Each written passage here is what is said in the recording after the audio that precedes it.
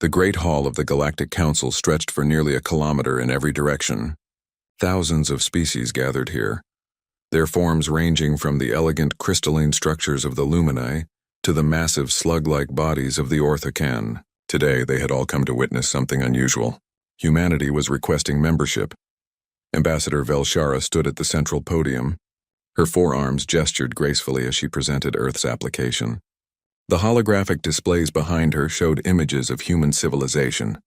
Cities gleaming with lights, ships traveling between planets, technology that seemed impressive to younger species, but outdated to the older council members.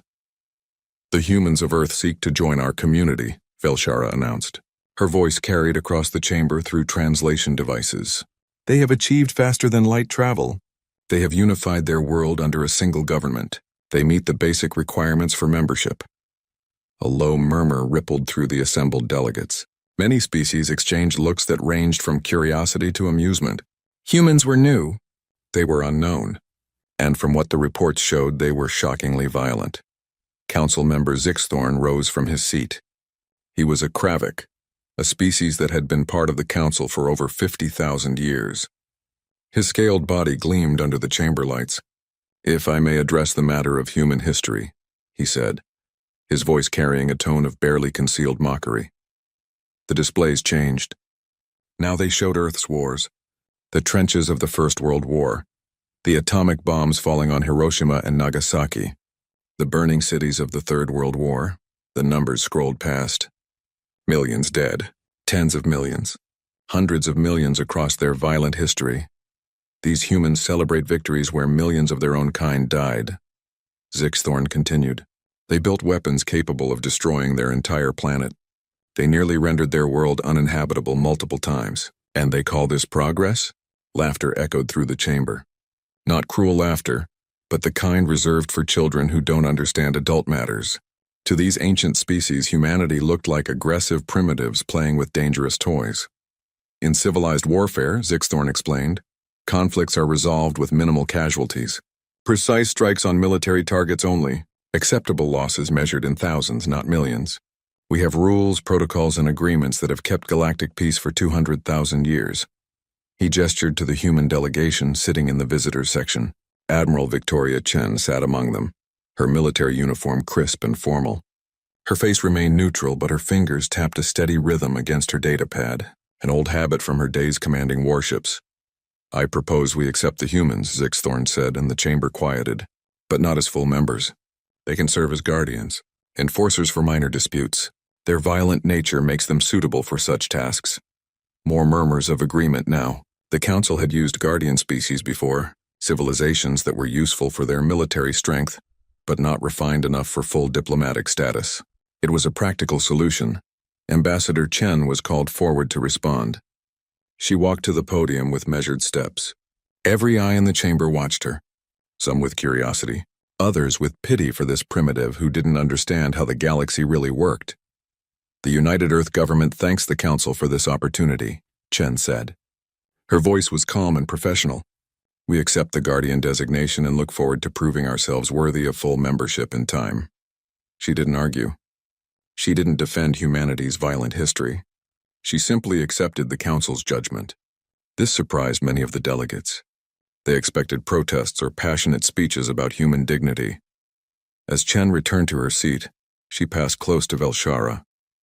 The Cathani ambassador leaned in slightly. "A word of advice, Admiral. The Council values patience and protocol above all else. Follow the rules and humanity will advance. Break them and you'll find yourselves isolated." Chen nodded politely. "Thank you, Ambassador. We understand the importance of rules," the vote was called. It was nearly unanimous. Humanity would join the Galactic Council as guardians. They would have limited voting rights and would be called upon to handle minor military situations that the more civilized species preferred to avoid. After the session ended, the human delegation gathered in their assigned quarters. The rooms were comfortable but clearly designed for visiting dignitaries, not permanent members. Everything about their situation screamed temporary and lesser. "They think we're stupid barbarians," Commander Jackson said, pacing the room. He was Chen's second in command, a veteran of the Mars Colonies rebellion. "Did you hear them laughing?" Like we're cavemen who just discovered fire. Let them think that, Chen replied. She stood by the window, looking out at the massive space station that housed the council.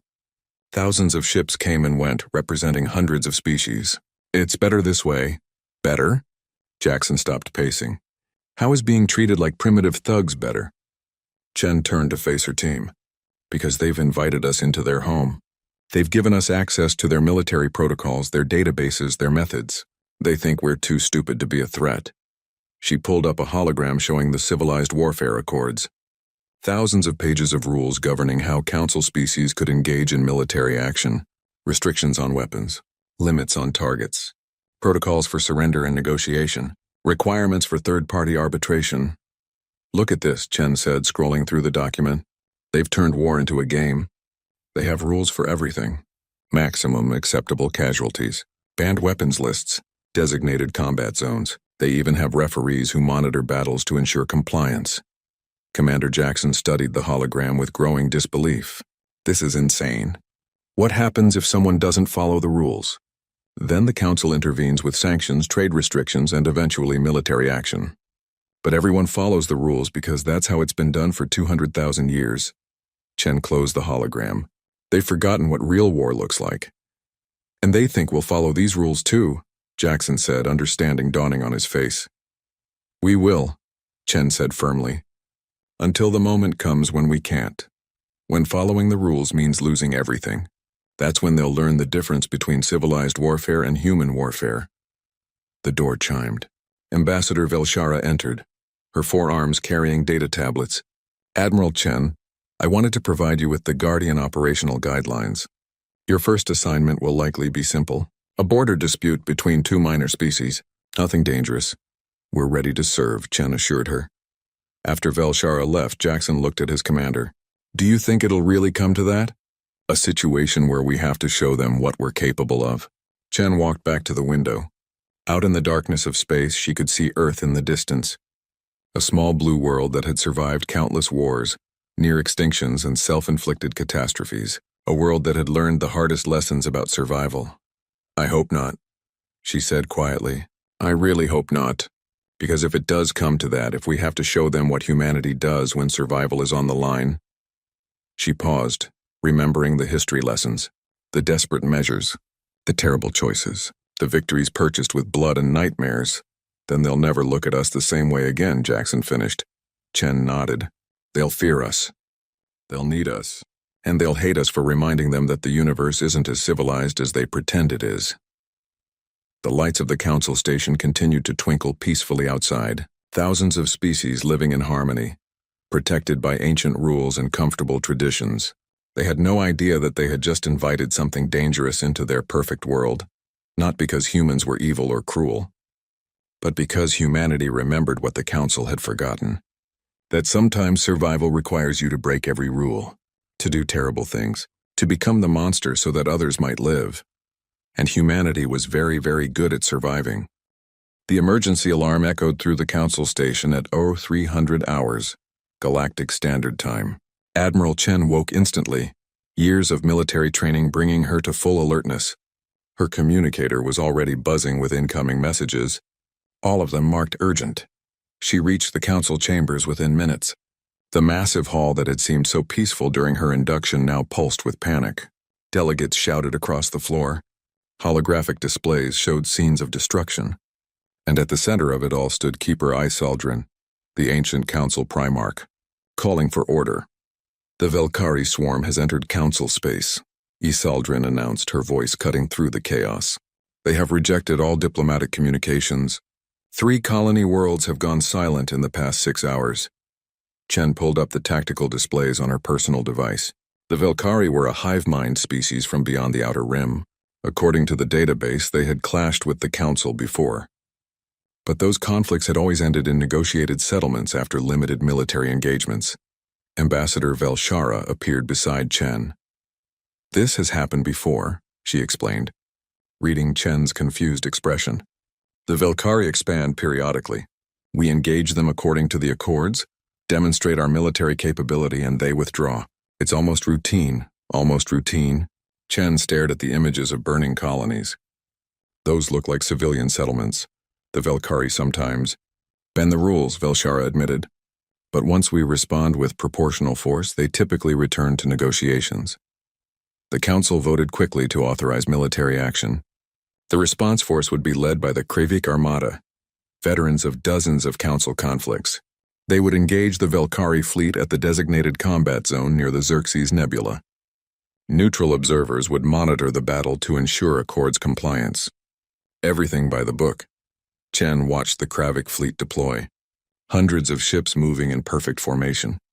Their tactics were beautiful, almost artistic. They targeted only Velkhari military vessels. They used approved weapons that created minimal collateral damage. They even broadcast warnings before each strike, giving the enemy time to evacuate damaged ships. The Velkhari response was brutal. They ignored every rule. Their weapons tore through council shields with horrifying efficiency. They targeted civilian evacuation ships. They used biological weapons banned for 50,000 years, and they didn't retreat. Within 2 weeks, the Velkhari had destroyed 12 colony worlds. The death toll climbed into the millions. The Kravik Armada, following every protocol and regulation, found themselves overwhelmed by an enemy who fought without restraint. The council held emergency session after emergency session. They debated acceptable Accords violations. They formed committees to study the Velkhari tactics. They drafted amendments to allow more aggressive responses. But every decision took time. Time that cost lives. "We need to escalate our response," Commander Zixthorn argued during one heated session. "Request permission to use Class B weapons. Authorize strikes on Velkhari industrial targets. Expand the combat zone parameters." The debates continued. Each proposed change required council approval. Each approval required majority votes. Each vote took days while the Velkhari advanced deeper into council space. Chen sat in the visitors' gallery, watching with growing frustration. Commander Jackson sat beside her, his jaw clenched tight. "They're going to talk themselves to death," he muttered. "No," Chen corrected. "They're going to follow the rules to death. It's all they know." On the main display, new casualty reports appeared. Colony Praxis 7 had fallen. 2 million inhabitants, most of them civilians who died when the Velkhari ignored their surrender signals and destroyed the entire orbital infrastructure. That's when something changed in the chamber. The endless debates paused. Delegates who had been arguing about proper protocols suddenly looked uncertain. Fear replaced procedure in their eyes. Keeper Isaldrin stood. "We are losing this conflict," she stated simply. "The Velkhari are not following the Accords. Our forces are constrained by rules that our enemy ignores. We must consider alternative options." "Alternative options?" The Lumini delegate's crystalline body flickered with alarm. "You're suggesting we violate the Accords ourselves?" "I'm suggesting we may not survive this conflict if we don't adapt," Isaldrin replied. Silence fell across the chamber. The idea of breaking the civilized warfare Accords was unthinkable. These rules had governed galactic conflict for 200,000 years. They were the foundation of council civilization. Chen saw her moment. She stood and requested permission to address the council. Surprise murmurs rippled through the chamber. Guardian species rarely spoke during council sessions. "Admiral Chen of Earth," Isaldrin acknowledged. "You may speak." Chen walked to the central podium. Every delegate watched her with curiosity mixed with desperation. She had been studying the Velkhari for weeks now, studying their tactics, their strategy, their objectives. "The Velkhari aren't just expanding their territory," Chen began. "They're testing you. They've learned that council species will always follow the rules. They're exploiting your civilization against you. And you propose we become uncivilized like them?" Zixthorn challenged. "No," Chen said calmly. "I propose you let humanity handle this." The chamber erupted in debate. Let the primitive humans handle a major military crisis? It was absurd. It was desperate. It was possibly their only option. "You've been council members for mere months," Velshara objected. "You have no experience with galactic warfare. Your entire fleet is smaller than a single Kravik battle group." "True," Chen acknowledged. "But we have something you don't. We have experience fighting enemies who don't follow rules. We've been doing it for our entire history." She pulled up Earth's military database. Images of asymmetric warfare, guerrilla tactics, total war doctrines. The shocked faces of council delegates told her they were beginning to understand. "You've spent 200,000 years refining civilized warfare," Chen continued. We've spent 10,000 years perfecting the uncivilized kind. The Velkari think they're brutal.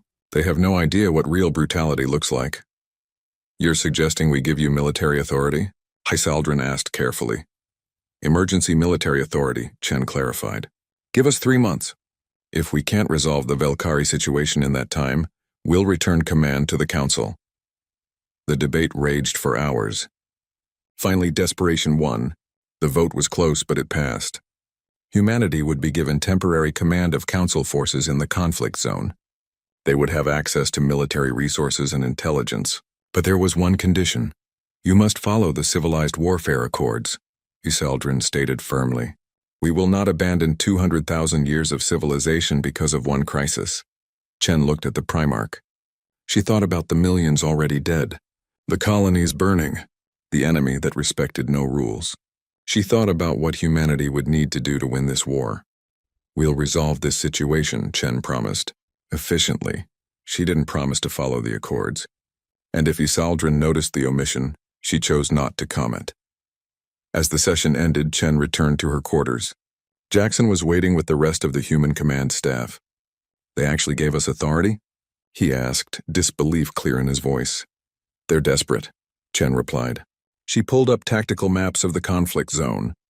Get me everything on Velkari command structure, supply lines, and homeworld locations. Also, I want our entire fleet mobilized. Bring everything. Every ship, every weapon, every piece of technology we've been developing in secret. Are we really going to do this? Commander Singh asked quietly. Are we going to show them what we're capable of? Chen looked at her officers. These were veterans of Earth's bloodiest conflicts. They had fought in the AI wars. They had survived the Battle of Europa. They knew what was coming. The Velkari have killed millions of Council citizens, Chen said. They'll kill millions more if we don't stop them. The Council can't stop them because they're too civilized, too bound by rules, too afraid of becoming monsters. She activated the holographic display showing Earth, their small, violent survivor world. But we're not afraid of being monsters, she continued, because we've been monsters before. We know what it costs. We know what it takes. And we know how to win wars that can't be won by following rules. The orders went out that night. The United Earth Fleet began moving toward the conflict zone. Ships equipped with weapons the Council had never seen, tactics drawn from humanity's darkest chapters, and a commander who understood that sometimes, to save civilization, you had to be willing to destroy it. The Velkari were about to learn why humanity had nearly destroyed itself multiple times and still survived. The United Earth Fleet emerged from hyperspace at the edge of the conflict zone. 300 ships arranged in formations that made no sense to the Council observers embedded with them. Traditional battle groups spread their forces evenly for maximum coverage. Human ships clustered in tight, aggressive patterns that seemed to ignore basic tactical doctrine. Observer Talana of the Lumini stood on the bridge of the UES terminus, Admiral Chen's flagship. Her crystalline form flickered with nervous energy as she watched the human crew work. They moved with efficient precision, but there was something unsettling about their calm. They acted like surgeons preparing for a routine operation, not soldiers heading into battle. Admiral Chen, Talana said, her voice translated through the standard communicator. I must remind you of the Civilized Warfare Accords. All military actions must be proportional, targeted, and— Observer Talana, Chen interrupted gently. I suggest you prepare yourself. What you're about to see won't resemble anything in your experience. The main display showed the tactical situation. Velkari forces controlled 17 systems, their fleets numbered in the thousands. Council forces had pulled back to defensive positions, following proper protocols for strategic retreat. We'll engage the Velkari fleet at the Xerxes Nebula, Talana suggested. It's the designated combat zone. Neutral arbiters are already in position. Chen shook her head. We're not engaging their fleet, but that's how warfare is conducted. Fleet engagements in neutral territory. Observers monitoring for Accords compliance. Civilized combat. Civilized combat is why you're losing, Commander Jackson said from his station. The Velkari have 17 fleets spread across occupied systems. If we fight them one at a time in designated zones, this war will last years. Chen pulled up a new tactical display. It showed the entire Velkari strategic infrastructure. Supply routes highlighted in red.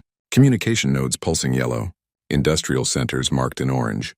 and at the center 3 massive hive clusters including their homeworld. "We're not fighting their fleets," Chen explained. "We're fighting their civilization." Talana's crystalline body flickered with alarm. "You can't target civilian infrastructure?" "That's the first rule of the Accords. Military targets only. To do otherwise is effective," Chen finished coldly. The human fleet split into multiple task forces, small groups of ships each with specific objectives. Talana watched in growing horror as the plan unfolded. This wasn't warfare. This was systematic destruction. Task Force Alpha deployed thousands of autonomous hunter-killer drones. These machines were smaller than traditional fighters, nearly invisible to sensors. They didn't engage enemy fleets. Instead, they tracked individual Velkari ships through hyperspace, learning their routes and patterns. Task Force Beta seeded every major Velkari supply route with self-replicating mines. Not the regulated, easily detected mines approved by the Accords. These were intelligent weapons that hid in asteroid fields and debris clouds, waiting for specific Velkari signatures before activating. Task Force Gamma did something that made Talana physically recoil. They hacked into the Velkari communication network. The hivemind species relied on quantum-entangled nodes to coordinate across vast distances. The humans found vulnerabilities in those nodes and began injecting false data. "This is illegal," Talana protested. "Digital warfare against communication infrastructure violates 12 separate articles of the Accords." "Then it's fortunate we never agreed to the Accords," Chen replied calmly. On her display, the Velkari military infrastructure began to collapse. Supply ships disappeared in the mined routes. Fleets received contradictory orders from their corrupted communication nodes. Hunter-killer drones eliminated isolated vessels before they could call for help.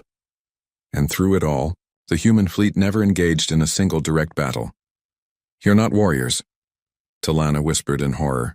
"You're exterminators." Chen turned to face the observer. "No, we're survivors. And we learned a long time ago that the best way to win a war is to make it impossible for your enemy to fight one." Commander Singh approached the admiral. "Ma'am, we've identified all 3 major hive clusters. Strategic analysis confirms these are the primary coordination centers for Velkari military operations. If we eliminate them, the remaining forces will be unable to maintain organized resistance. What are you planning?" Talana demanded. Chen pulled up an image of the Velkari homeworld, a massive planet teeming with billions of Velkari drones. The hive clusters glowed on the surface, enormous biological structures that served as the hive mind's brain centers. "We're going to send them a message," Chen said. "Open a channel to the Velkari hive mind." The communication officer worked for several minutes before establishing a connection. The Velkari consciousness manifested as a pulsing pattern on the display, alien and hostile. Chen stood before it. "Velkari hive mind. This is Admiral Victoria Chen of the United Earth Fleet. You have 72 hours to withdraw all forces from Council space and return to your own territory. This is your only warning." The Velkari response came in images rather than words. Images of their vast fleets, their overwhelming numbers, their confidence in inevitable victory. They dismissed humanity as another weak Council species. Chen's expression didn't change. "You have 72 hours, the channel closed." Talana stared at the admiral. "They won't withdraw. They outnumber you 100 to 1, and you just revealed your intentions. They'll fortify their hive clusters, prepare defenses. You've given them time to be afraid," Chen interrupted. "Fear is a weapon, observer.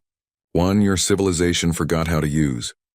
The 72 hours passed with agonizing slowness. The Velkari didn't withdraw. Instead, they massed their fleets around their home systems exactly as Talana predicted. They prepared for a massive defensive battle. They prepared for the wrong kind of war. When the deadline expired, Chen gave a single order: execute Protocol Omega. What happened next would be studied and debated for generations. Human historians would call it the most precise military operation in Earth's history. Council historians would call it the day humanity revealed its true nature. Across 17 star systems, human forces struck simultaneously. Not at the Velkari fleets, not at military installations. At everything, quantum disruption weapons collapsed every Velkari FTL communication node in the same microsecond. The hive mind, dependent on instantaneous coordination, suddenly found itself blind and deaf across its entire territory. Relativistic kinetic bombardment rained down on Velkari industrial centers. Tungsten rods accelerated to a fraction of light speed.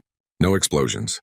No radiation, just pure kinetic energy vaporizing everything in the target zones. Biodigital viruses infiltrated the hive mind's biological networks. These weapons didn't kill Velkari drones. They corrupted the neural pathways that connected them to the collective consciousness. Millions of drones suddenly found themselves individual, aware and terrified. And at the 3 hive clusters, including their homeworld, human ships unleashed weapons that Talana couldn't even identify. Reality seemed to bend and tear around the target zones. The massive biological structures that house the hive mind's central consciousness simply ceased to exist. No explosion. No debris. One moment they were there. The next they were gone. The entire operation took 17 minutes. Talana stood frozen on the bridge, her crystalline form dim with shock. Around her, human crew members worked calmly, monitoring the results. No celebration. No triumph. Just professional efficiency. Status report, Chen ordered. All primary targets eliminated, Commander Singh reported. Velkari military infrastructure degraded by 97%. Remaining forces showing signs of complete disorganization. They're retreating on all fronts. Casualties? On our side? 12 drones lost to unexpected debris fields. No human casualties, Singh paused. Velkari casualties are difficult to estimate. Conservative estimate puts it at 40% of their military capability. Unknown civilian casualties, 40%, in 17 minutes. Talana felt her consciousness wavering. In Council history, the bloodiest battle had resulted in 3% casualties over 6 months of fighting. What have you done? She whispered. Chen turned to face her. We ended the war. You've committed genocide, mass murder. You've violated every principle of civilized warfare. We eliminated a military threat, Chen corrected. The Velkari drones who survived are being freed from hive mind control. They'll have the chance to develop individual consciousness. The industrial centers we destroyed can be rebuilt. The communication networks can be restored. But they'll never threaten Council space again. You didn't give them a chance to surrender. We gave them 72 hours, Chen said coldly. They chose not to take it. Talana sent immediate reports back to the Council. Reports filled with horror and disbelief. The Council had asked humanity to resolve the situation. They had no idea resolve meant obliterate.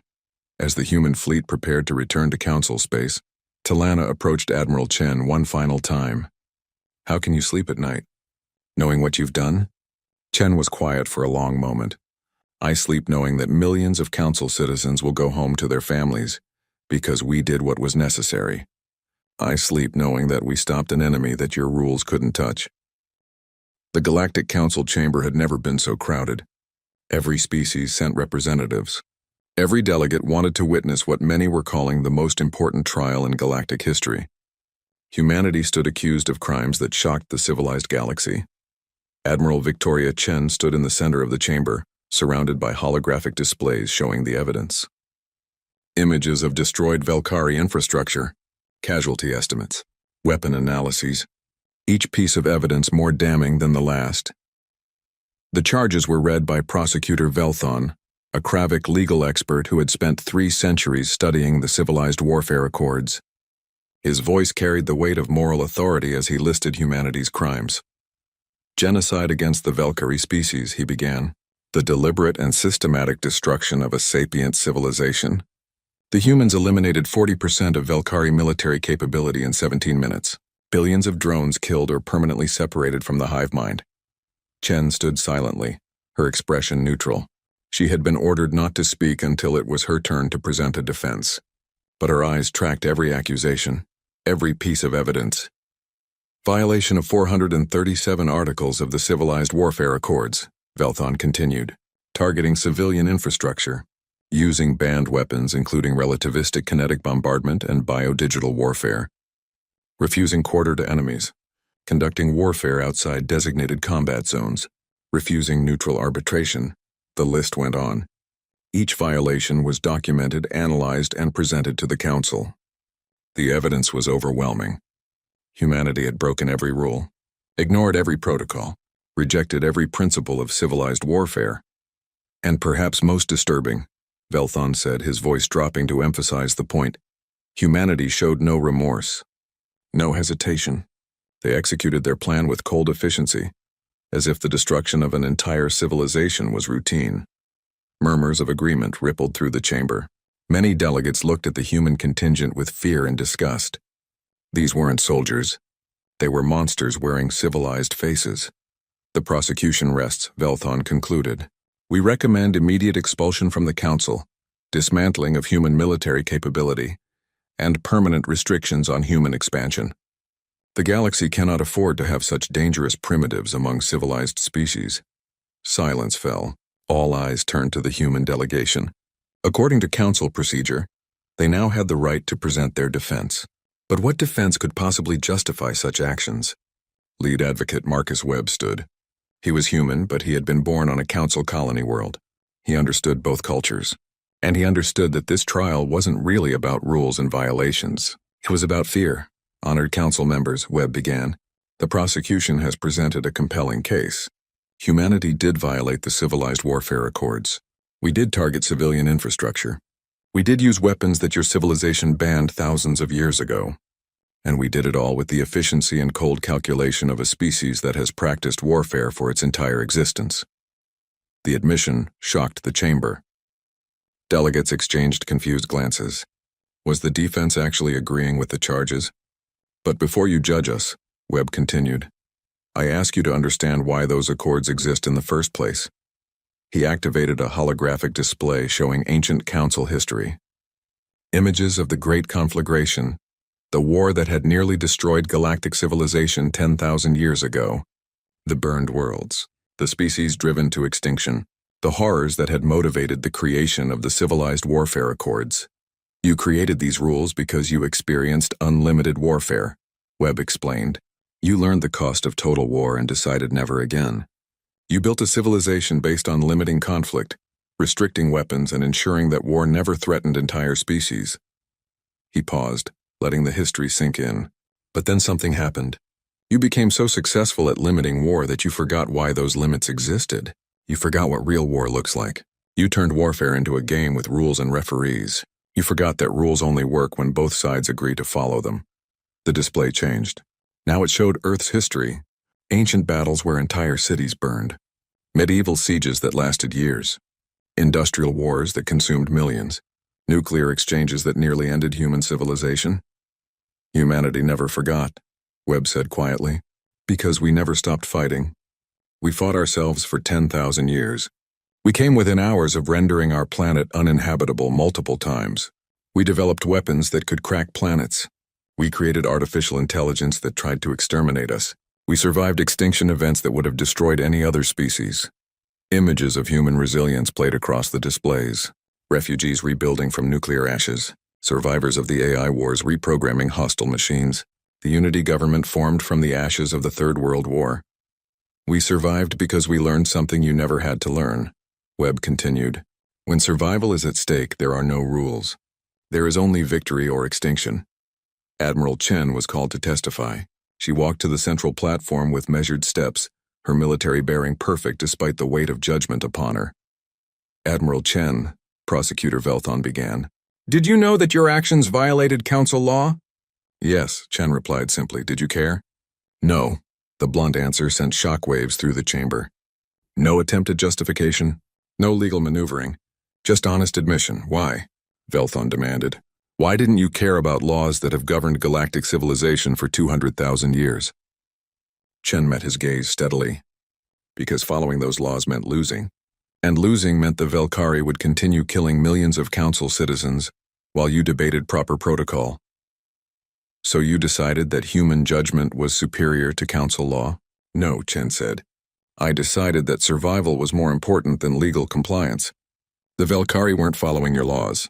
They were killing civilians, using banned weapons, and refusing all negotiation.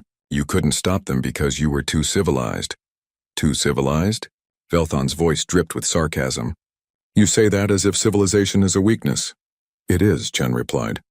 When your enemy has no civilization, when they're willing to do anything to win and you're bound by ancient rules, that's when civilization becomes a chain that drags you to defeat. She activated her own display, showing the timeline of the Velkari conflict. Before humanity intervened, you lost 12 colony worlds, 2 million dead. The Kravik Armada, following every protocol, was being destroyed. Your committees debated while people died. Your arbiters monitored compliance while the enemy ignored every rule. The images shifted to show Council military operations. Beautiful formations, precise strikes on military targets only, warnings given before each attack. Everything by the book. You fought a civilized war against an uncivilized enemy, Chen said, and you were losing. So you asked us to help. You knew we were violent. You knew we were primitive. You just didn't realize that our violence was exactly what you needed. What we needed was compliance with our laws. Felthon objected. No, Chen corrected. What you needed was someone willing to break those laws to save your people. Someone who remembered that war isn't a game with rules. It's survival with consequences. She pulled up the final display. The casualty figures post-human intervention. After we ended the Velkari threat, how many council citizens died? 0. How many colonies fell? 0. How long did the war last? 72 hours after our ultimatum. We saved millions of lives by being willing to do what you couldn't. Webb returned to the floor for closing arguments. Honored Council, humanity stands accused of being uncivilized, of being violent, of being dangerous. And we admit to all of it. We are dangerous. We are violent. And yes, by your standards, we are uncivilized. He looked around the chamber at the assembled delegates. But ask yourselves this. When the Velkari came for you, when they broke your laws and killed your people, when your civilization's greatest strength became your greatest weakness, who did you call? Who did you beg to save you? Silence answered him. You called the violent primitives, Webb said softly. You called the humans. Because deep down you knew that sometimes civilization needs monsters to protect it. Sometimes the only way to preserve peace is to be willing to wage total war. Sometimes the only way to save lives is to be willing to take them without hesitation or remorse. He returned to his seat beside Chen. We did what you asked. We resolved the situation. We saved millions of lives. If that makes us criminals in your eyes, then we'll accept that judgment. But we won't apologize for choosing survival over compliance. We won't apologize for doing what was necessary, and we won't pretend that your rules would have saved anyone. The council recessed to deliberate. The debate lasted 3 days. Delegates argued passionately on both sides. Some demanded harsh punishment. Others defended humanity's actions. The galaxy watched and waited. On the 4th day, the council reconvened. Keeper Ysaldrin, ancient and wise, rose to announce the decision. Her 800 years of life carried weight that no other voice in the chamber could match. The council has reached a verdict, she said, her voice echoing through the silent chamber. But before we announce it, I must speak as one who remembers the great conflagration. The verdict echoed through the chamber like thunder. Not guilty. The word seemed impossible after days of testimony detailing humanity's violations.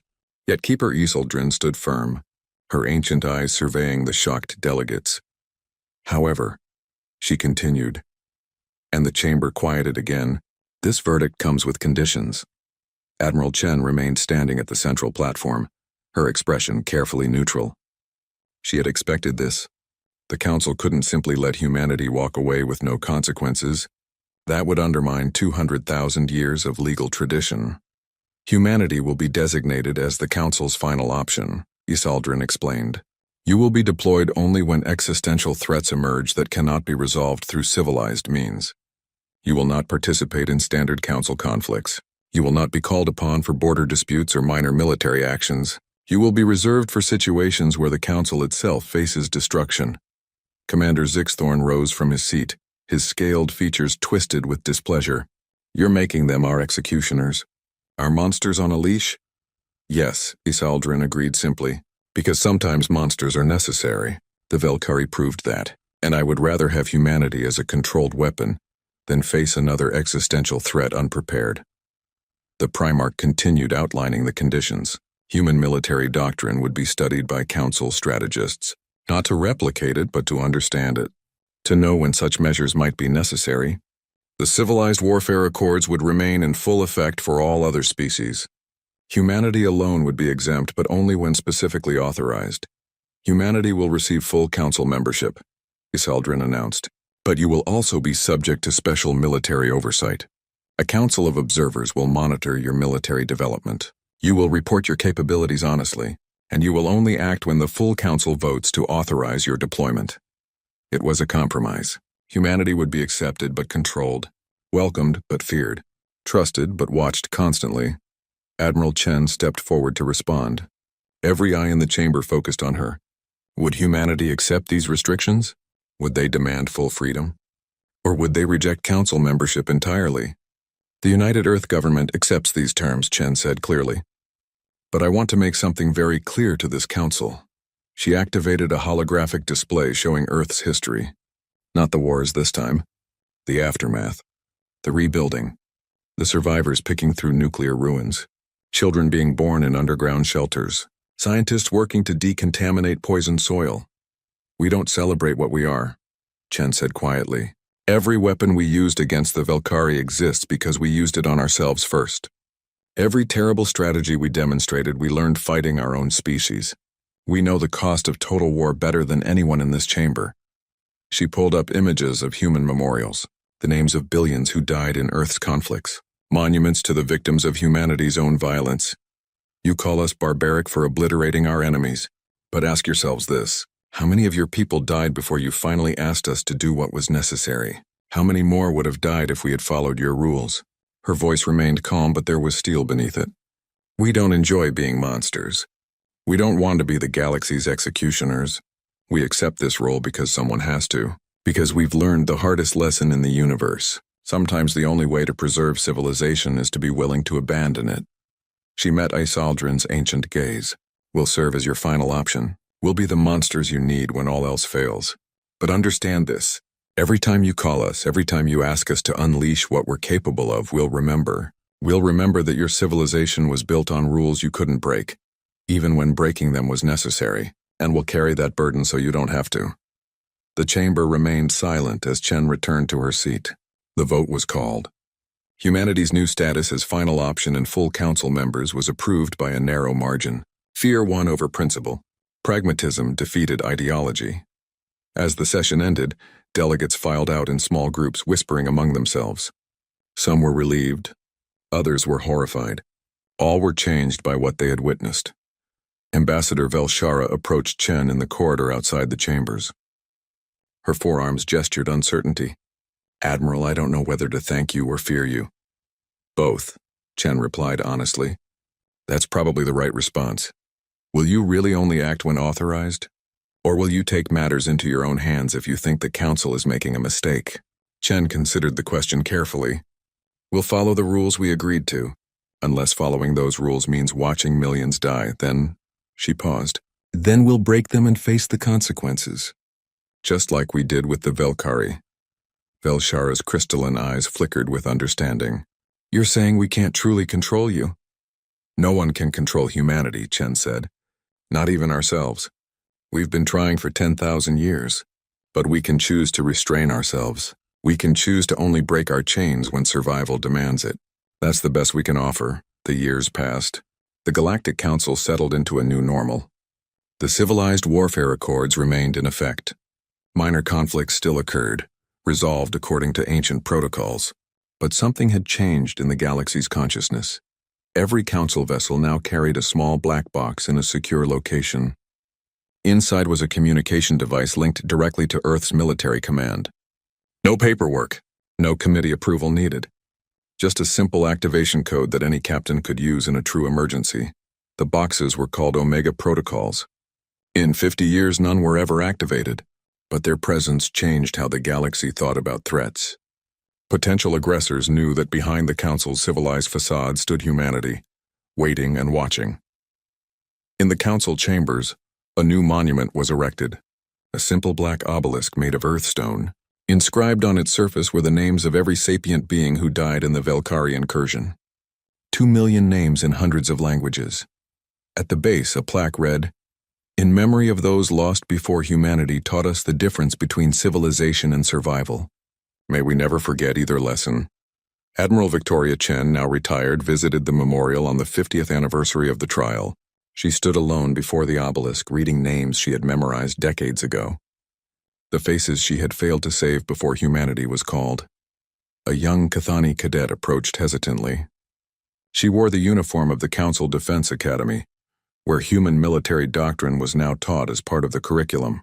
"Admiral Chen?" the cadet asked. "Just Chen now," she replied. "I retired 30 years ago." "I wanted to ask you something," the cadet said nervously. "We study what you did. The Velkari operation, the weapons, the tactics, the efficiency, but none of the instructors will answer the real question. Which is, do you regret it? Killing so many? Breaking every rule?" Chen looked at the young cadet. She saw the same question she had asked herself every day for 50 years. The same question that woke her from nightmares where Velkari drones screamed as reality bent around them. "Every single day," Chen said honestly, "I regret every life we took, every rule we broke, every moment of terror we inflicted. I carry those deaths with me like stones in my chest." The cadet looked confused. "But you said it was necessary." "It was," Chen agreed.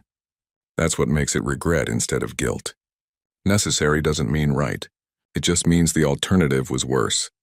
She gestured to the memorial. 2 million dead before we acted. Millions more if we hadn't. I made a choice. The right choice. But that doesn't mean I have to like what it cost. She looked up at the obelisk, at the name stretching endlessly upward. We did what had to be done to save lives. That's what makes us human. Not our violence. Not our weapons. But our willingness to carry the weight of necessary evil so others don't have to. The cadet was quiet for a long moment. "Do you think the galaxy will ever need humanity like that again?" Chen considered the question. 50 years of peace. The Council had reformed some of its procedures, made its response times faster. But the fundamental truth remained unchanged. Civilization was still built on rules that assumed everyone would follow them. "I hope not," Chen said finally. "I really hope not. Because every time they call us, every time they need us to be monsters, it costs us something we can never get back. Our belief that we're better than our worst moments. Our hope that maybe someday violence won't be necessary." She turned to leave, then paused. "But if they do need us again, we'll answer. That's the burden we accepted. The price of being humanity." Years later, in a small apartment on Earth, Chen sat before a window looking out at a peaceful city. Her grandchildren played in the next room. The sounds of their laughter drifted through the quiet space. On her desk sat a small communication device. Inactive for decades, connected to every Omega protocol box in Council space. If it ever activated, she would know. The galaxy would be calling its monsters again. She hoped it would stay silent. Every morning she checked it, half dreading, half expecting the activation signal. Every night she went to sleep grateful for another day of peace, because she knew the truth that the Council was still learning. Peace wasn't natural. It wasn't the default state of the universe. Peace was maintained by the threat of war.